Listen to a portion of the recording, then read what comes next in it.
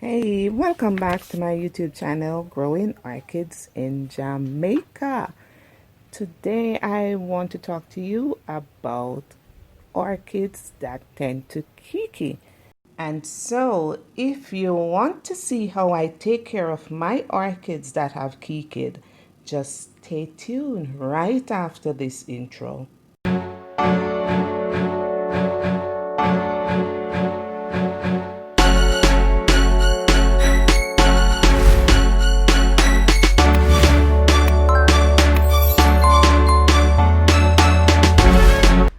Now, when you are an orchid grower, you have to actually listen to your plants, because did you know that they speak to you? Yes, they do. And they will actually answer you back. Now, when your plant is happy, it actually showers you with blooms, and so you know that you have a truly happy plant. But when the plant is unhappy, then of course different things will happen, and one of the things that will happen is that the plant will actually keiki. No, what is a keiki? A keiki is a baby plant of the original plant. Actually, it's an exact clone of the mother plant. And there are different types of plant that will keiki. Now, in my garden, I have dendrobium, different types of dendrobiums, and I realized that the dendrobium plants tend to keiki a lot. What I'm showing you here is actually a baby plant from the original mother plant, and it's actually blooming. My epidendrum orchids also will keiki a lot, and so are my Makara orchids. I'm going to show you here some of my epidendrum orchids with keikis on them.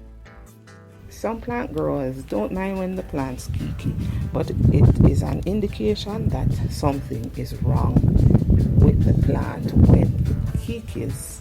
So it means that the plant is not happy one way or another.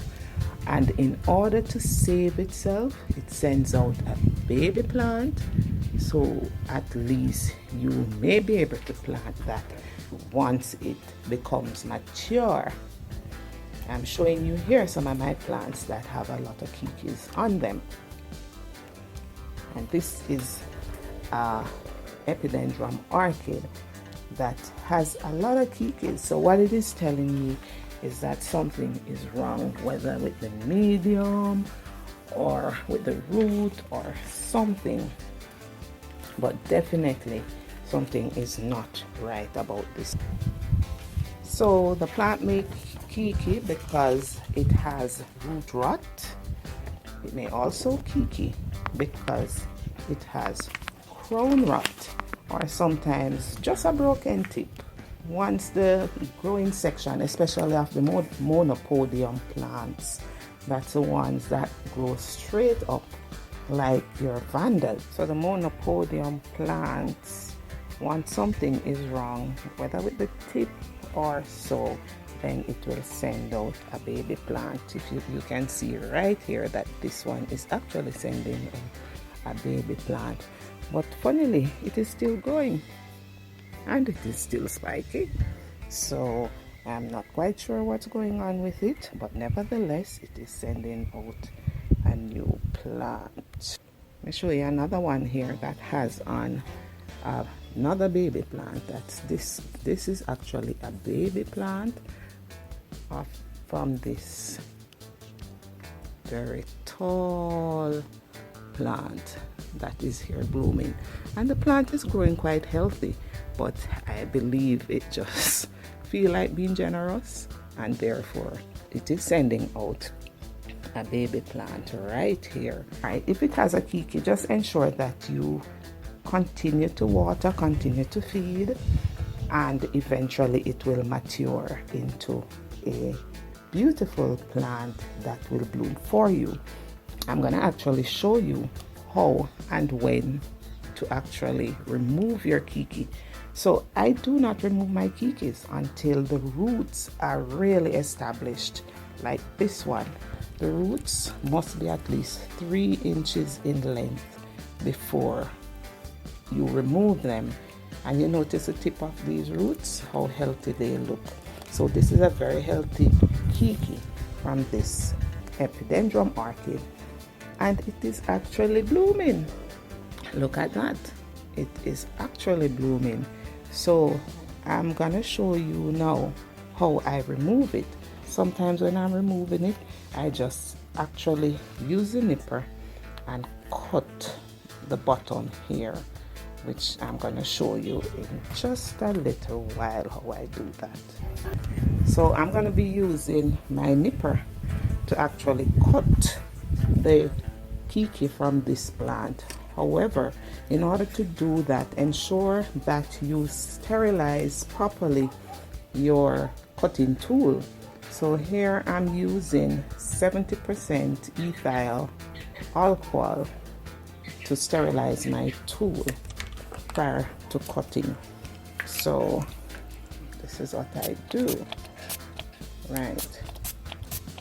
So I spray it on just to ensure that it is properly sterilized, so that you do not introduce any form of bacteria or any other germ into the plant.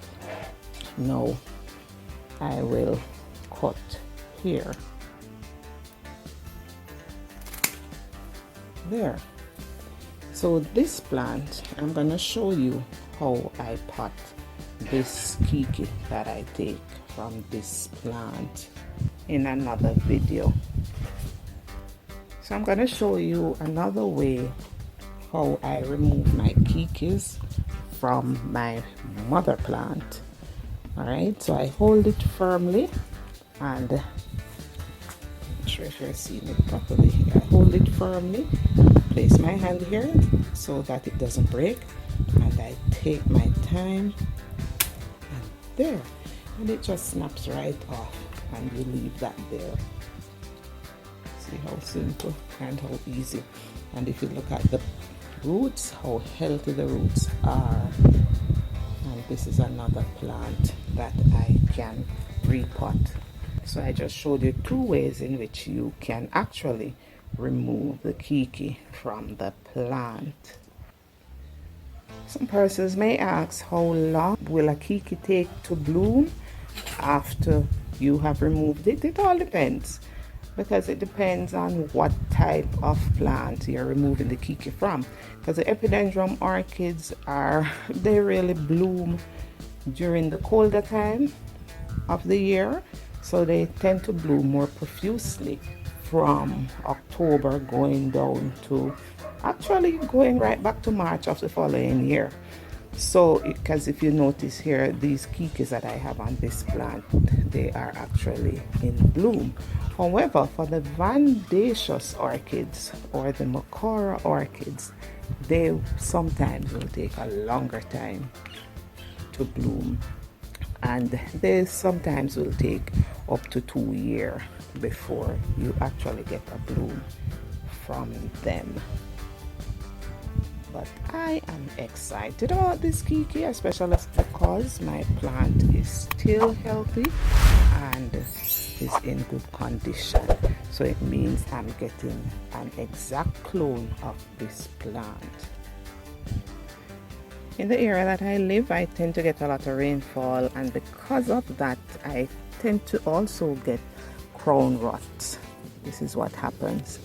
However, whenever I get these crown rots in my Vanda or Makora, they tend to send out Keiki plants. So this one, if you notice, has on 1, 2, 3, 4 plants. As a matter of fact, 5, because here's another one at the lower section of the plant. And what I do, I actually wait until they root and has a minimum of 3 inches of root growth, healthy root growth. Then I will remove it from the plant.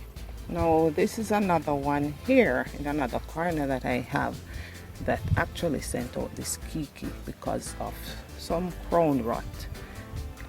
However, this is not yet ready to be taken off, if you would have noticed here, because it has no established rooting system, and so that one will have to stay on it for some time until it is properly established, with a minimum of at least 3 inches of root, just like this epidendrum orchid.